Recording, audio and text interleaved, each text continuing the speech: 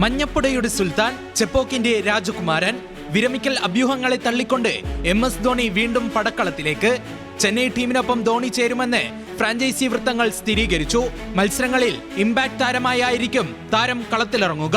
മുഴുവൻ സമയം ടീമിനൊപ്പം ഇല്ലെങ്കിലും എതിരാളികളുടെ നെഞ്ചിടിപ്പ് കൂട്ടാൻ മത്സരത്തിൽ ധോണിയുടെ ചെറിയ സാന്നിധ്യം മതി.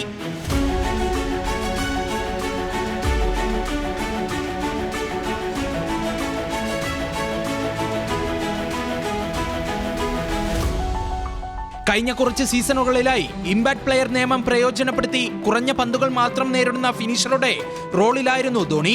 കാൽമുട്ടിനും നെടുവിനുമുള്ള പരിക്കുകൾ അലട്ടുന്നതിനാൽ വിക്കറ്റ് കീപ്പിംഗിന്റെ കഠിനമായ അധ്വാനം എല്ലാ മത്സരങ്ങളിലും ഏറ്റെടുക്കാൻ ധോണിക്ക് പ്രായോഗിക ബുദ്ധിമുട്ടുകളുണ്ടെന്നാണ് റിപ്പോർട്ടുകൾ.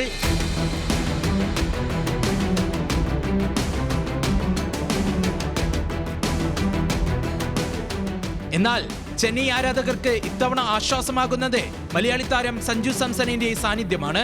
CSK നിരയിലെത്തിയ സഞ്ജുവിനാകും ധോണി വിശ്രമിക്കുന്ന മത്സരങ്ങളിൽ വിക്കറ്റ് കീപ്പിംഗിന്റെ ചുമതല.